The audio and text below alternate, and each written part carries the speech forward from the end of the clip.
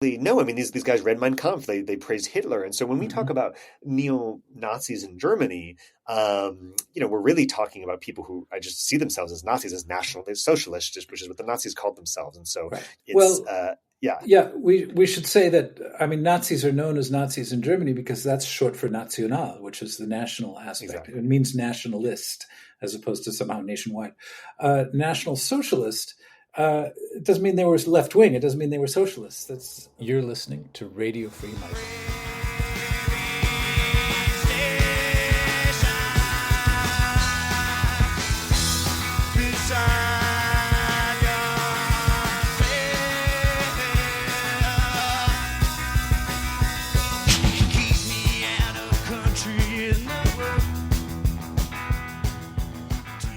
Welcome to Radio Free Mike, the podcast about freedom and its discontents. My name is Michael Scott Moore, and in case you're wondering about the theme music, that was REM in a bootleg from 1982 in Greensboro, North Carolina, when the band still sounded kind of punk. The song, of course, is Radio Free Europe, and this week we're going to talk about Europe with American journalist Jacob Kushner, a foreign correspondent who's reported, like I have, from Berlin, as well as from Nairobi and from the Caribbean. He's the author of a fine new book about a string of killings by a neo-Nazi gang in Germany called Look Away, a true story of murders, bombings, and a far-right campaign to rid Germany of immigrants, and it came out in March of 2024. Jacob, welcome. Thanks for having me. So your book, Look Away, tells the story of the National Socialist Underground, or NSU, which was a small gang of criminals from Eastern Germany who committed a string of murders and bombings between the year 2000 and 2011. I think that's right. That's right. Good. And in the UK, by the way, it's called White Terror. That's right. You can get the book in the UK and Germany as White Terror. That's right. Or Look Away in the US. It has two different titles. That's really confusing. Yeah, the publishers in the US and the UK couldn't agree on one, so they each went with whatever they thought their readers would like best. Got it. Okay. So the story as such hasn't had a whole lot of press coverage in the States, but I remember when it broke in Germany, I was still working for Spiegel at the time, and what boggled everybody's mind was this very small domestic terrorist cell had committed murders and bomb attacks against foreigners for over a decade without getting arrested. So tell us what happened. Yeah, that's exactly right. I was equally surprised when I heard about this case after it started to come out. Essentially, these three core members of this terrorist group, calling themselves the NSU, ended up committing, as you said, 9 murders of immigrants across Germany in different cities in the 2000s, and 2 or probably 3 bombings, although some of the members would only be convicted of 2. Mm-hmm. And to do it all, they robbed banks. They successfully robbed 14 of them. And then the 15th one, something went wrong. And so this was going on, as you mentioned, throughout the 2000s across Germany. And it was only later in 2011 that the truth came to light. And not really because of policing, but more because the terrorists decided to reveal themselves to the world. Okay, so we'll get to how they did that. But yeah, they were bank robbers just as a form of income. I mean, they didn't have very much money, but they decided that robbing banks was pretty much the way to go for them. That's right. I mean, at first they were relying on support from their far-right network and friends, and we can get into some of the back history of that in the 90s and sort of the far-right friends they made in the 90s and sort of the little crimes that kind of became less and less little as time went on. But yeah, I mean, at first they kind of got by through donations and fundraising and far-right music concerts in the late 90s and whatnot that would raise money for these folks, even not necessarily knowing what they were doing with it, but knowing that there were these 3 friends doing something. And but with time they realized that they had a modus operandi that worked for both robbing banks and it worked for murdering immigrants. Wow. And so they came up through the right-wing scene in the 90s, and then they fell into bank robbery, or they were so angry about immigrants in Germany in the 90s that they decided to plot killing. So what was the order of events? Yeah, so let's back up to really the story begins in Jena, the town of Jena, Hmm. which is Thüringen in the 1990s, In and Turing, this yeah. is in Thüringen, and this is after the fall of the Berlin Wall. The way the story is often told is, and it's partly true, is of course is that in the former East there's a lot of unemployment after reunification, and a lot of resentment and that sort of thing, and that's certainly true. But I think the stories of these three folks and their families reveals a lot about what isn't true about this kind of narrative of tough times, and then that'll come be important later as people start to judge these folks for what they did and said whether agreeing with them or not. And so basically, we have Uwe Munlos is the son of a professor. Hmm. And he is a kid who's very bright. He's very good in school. He learns a lot from his dad. He's kind of a goof off in high school, but he can do that because he gets good grades and he's going to be set. And And his name's Uwe, yeah, and his last name's Mundlos, which that's means mouthless in yes, German. exactly, exactly. It's a funny name, and to make it more confusing, one of the other three friends also has the same first name, Uwe. His name's Yeah, his Uwe buddy's called Bernhard. Uwe too. Yeah. Hmm. Exactly. So you have this one sort of brainy guy, Uwe Munlos, who he starts reading history books. He kind of becomes radical. He kind of goofs off in school, and he's looking for ways to rebel. And he really gets infatuated with kind of far right ideas, far right books. He reads Hitler's Mein Kampf and all of that, and he starts to kind of develop a political theory around, why are we as Germans supposed to be so ashamed for what happened in the past? The Holocaust was Right. so long ago. Why should we be ashamed? Germany was a great nation. All this. He starts getting into that. It's something his dad notices, and we follow that in the book and kind of see it through his dad's eyes. His radicalization. But anyways, he's still a teenager in Jena in the 1990s when he meets a guy named Uwe Bernhard. So Hmm. Bernhard is very different from Munlos. Bernhard is a brash, violent young man. He's a member of different. He participates in carjackings and beating people for no reason, beating people because he thinks they owe him money. He's just a kid with a long rap sheet of crime, not all of it petty crime, and all sorts of different things, carrying possession of weapons he's not supposed to have, all of this, and he's just a rough kid. He kind of almost drops out of school several times. Eventually, he'll do short stints in youth detention. Basically, he's very the opposite of Munlos, but he's sort of the violence or the action to Munlos's ideology, and Munlos is sort of the ideology to his brashness, right? Right. And meanwhile, there's a third, and her name is Beate Zschäpe, and so Beate Hmm. is the daughter of a German woman and most likely a Romanian father, and basically she grows up there in the town of Jena. They're all teenagers, close enough in age, kind of growing up and kind of radicalizing together, and they do so at this interesting club. It's called Winzer Club, Hmm. Wine Growers Club, and it's sort of this club that was envisioned by Germany's Ministry of Youth after the Berlin Wall to have all these clubs where youth who, especially if they weren't employed, they could actually learn job skills. They could also just hang out and let loose. And the woman who headed that department at the time that these were opening is Angela Merkel, who so many Oh, listeners will be familiar right. with, in fact. And so Right. this was partly her idea to open these clubs and have them be a safe space for youth. But in fact, at least in this case in Winzer Club in Jena, it actually became a haven for far right people to listen to far right music and kind Right. of rebel, and it kind of gave them a place to do that. In fact. So right. So we should say this kind of Winzer Club idea was for wayward youth in Eastern Germany, and Angela Merkel, of course, was born in East Germany. This was the 90s, so it was after the wall fell. It was Eastern Germany. It was depressed. It was poor. Jena, is in Thüringen, like we said, which is a state of the German Federation in the middle, but it was behind the wall. And these kids don't have a whole lot of don't have too many prospects. Well, yes and no. That's the interesting thing that I found in my research is that these particular folks actually did. Munlos's parents were both employed, and his father was a Mm-hmm. professor, and he actually went on to college eventually, so he had tons of opportunities. Got it. Bernhard's both of his parents were employed, and so they had jobs. Bernhard didn't do well in school and rebelled. He did have a traumatic incident in his youth where his brother was actually killed, either jumped or pushed off a ledge and to his death. And that was a Mm. really traumatic thing when Bernhardt was a young kid. And so there is some trauma there. But, Bernhardt's parents were employed, and both, and Zschäpe as well. Zschäpe only had one parent in the picture, her mom.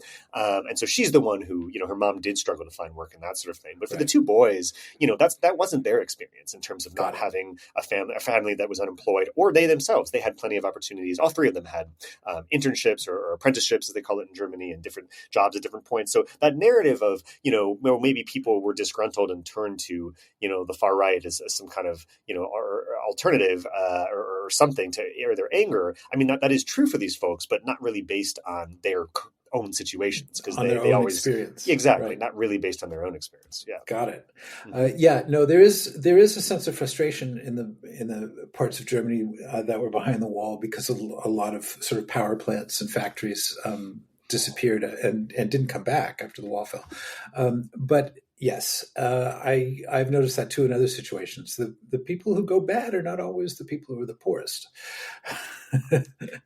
That's right. And then, these three, I mean, basically, both at Windsor Club, and then eventually they arguably get kicked out of the club. And, they far right music is kind of their way into the scene. But at first, they're just three teenagers rebelling. And, in 1990s Germany, or really probably even today, what's the most serious way you can be a rebel? And as a teenager, it's to become a Nazi, right? It's just like, that's not, and so at first, I think you see it, kind of as jokes, graffiti, anti-Semitic jokes, different, Holocaust jokes, different things. But, this starts to grow into actions, defacing Jewish grave sites, Holocaust memorials, that sort of thing. It eventually gets more violent as the three of them drive around with maybe Bernhardt presumably in the lead, and, beating up passerbys, leftist punks and youth. I mean, there's really like leftist groups and right and far right groups in Jena and lots of places in the former East that are like fighting in the streets weekly, and that happens with these folks. Yeah, they were definitely involved in some of that. That was true before World War II. There would be these sort of street gangs that would fight each other over politics, and it's true again in Germany, simply because there are people who are Nazis or neo-Nazis, and there's Antifa. I mean, the far left has been organized loosely by Antifa for longer than it's existed in the United States, in part because we didn't quite need it in the United States until Trump. Yeah, that's so interesting you mentioned that, because another character throughout my book, her name is Katharina Kunitsch, and she's actually in the Antifa in Jena, while growing up at the same time as these guys who are in the far right. And actually, in the book, there's a scene where one of Katharina's best friends, Maria, gets beaten up by Beate Zschäpe, and so their worlds did collide. She knew them, and now she's exactly a politician, right, Katharina? Now she's a long time politician for Die Linke Party, the left party, right. Which is largely a sort of anti-fascist party, and so that comes back later in the book, kind of her interactions with this group, because at the time she was doing typical Antifa activities, photographing the far right in Jena, documenting, attending their rallies, or photographing them from afar, sometimes getting beaten up by skinheads, by far right skinheads and whatnot. And so she's really kind of aware of this and trying to warn the world, trying to get the news out of all these fascists in her hometown. But at the time, authorities didn't really listen, and so these three, not just these three, they're kind of radicalizing as part of a movement across the state. So there's a man named Tino Brandt, who's kind of a statewide leader, and they get in touch with him and start going to his trainings, far right ideological training. Tino Brandt works in a publishing house, so he provides them far right books. He starts, essentially becomes sort of a statewide ringleader for this whole network of the Thüringen Heimatschutz, the homeland protection. This idea that our homeland needs protecting, and so these three kind of radicalize under this guy Tino Brandt.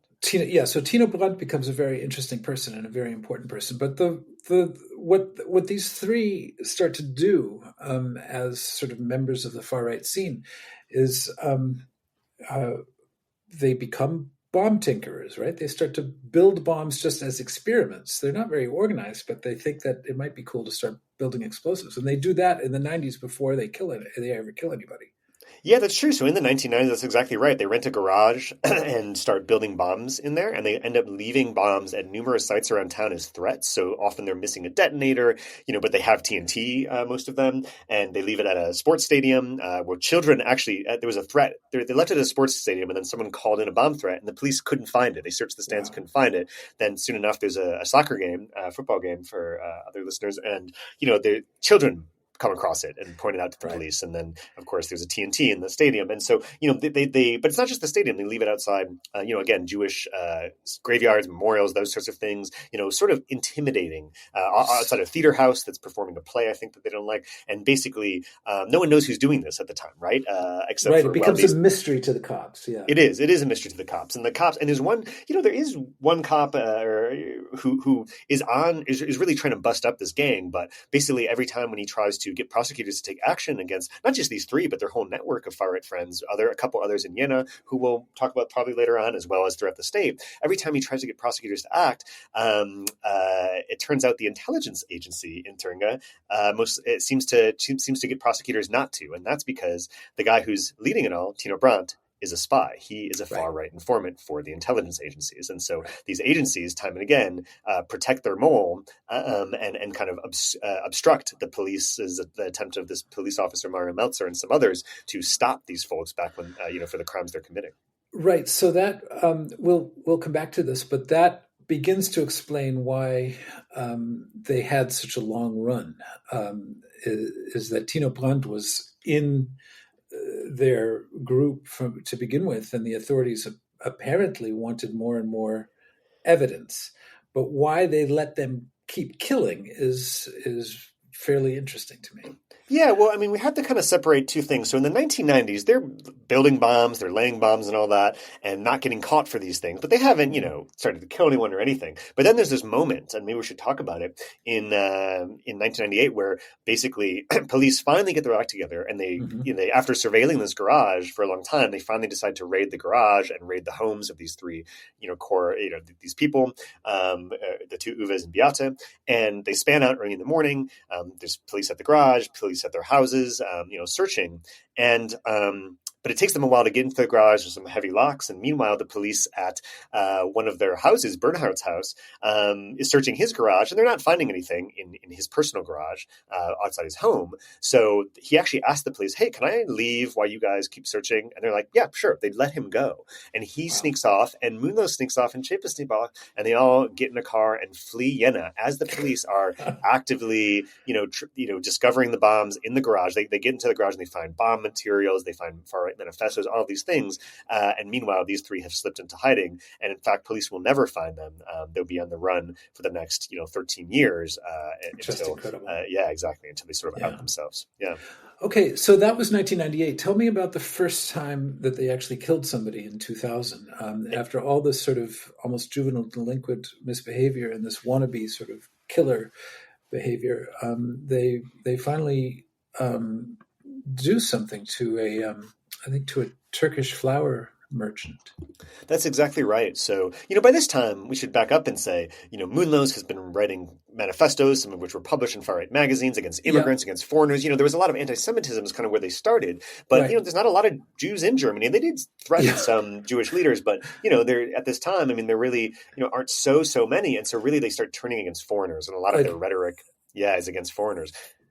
Because there aren't enough Jews, yeah, I think that's a big part of it, and so they up the ante, and they decide to. So basically, there's a Turkish family, the Simsek family, and they immigrated, years earlier from Turkey, and basically they started eventually as a family. They kind of started this flower selling business, cut flowers, and so the father Enver Simsek would go to Holland to the famous Royal Dutch Holland auction and bring flowers back every week, and then there'd be stands all across Bavaria. This is in Bavaria, selling flowers. And so one day, he has employees, but he actually takes over for an employee who's on a vacation back in Turkey. And so Enver Simsek is at one of these flower stands in Bavaria outside Nuremberg, when and basically, some customers come up and they are waiting to buy flowers, and then another customer comes up, and the flower seller can't be found. And eventually, the first ones leave, and eventually, the second one calls the police. It's kind of strange. All the flowers are set up, everything's out, and there's no flower seller.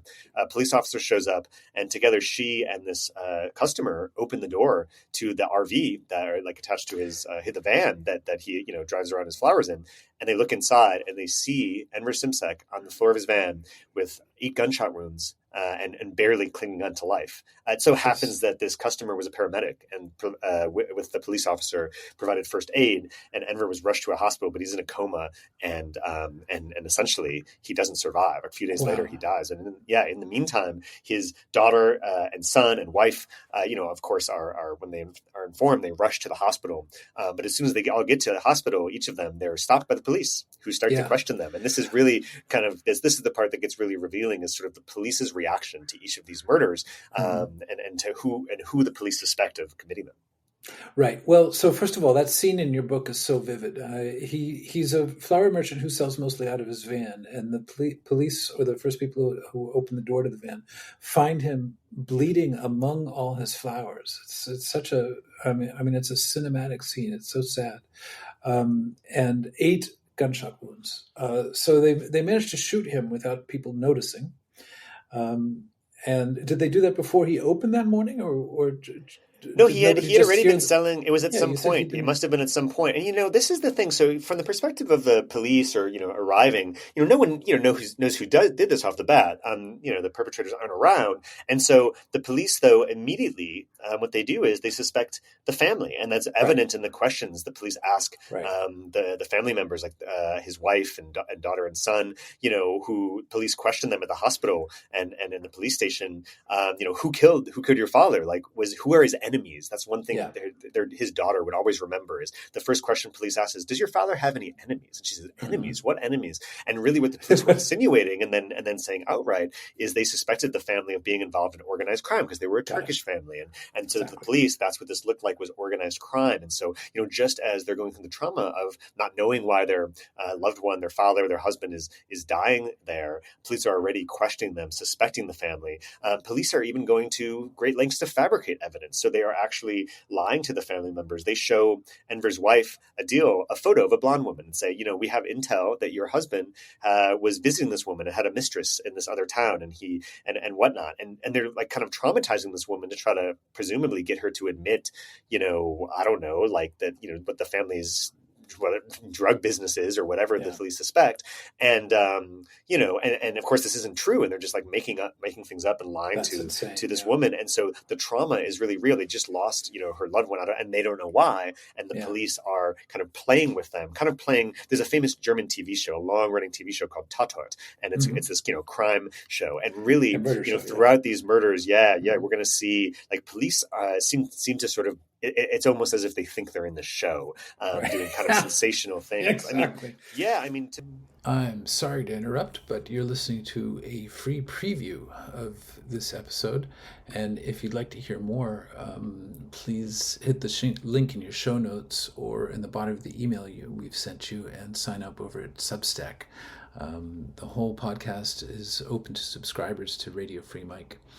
And you can hear the whole thing at michaelscottmore.substack.com. Thanks for listening.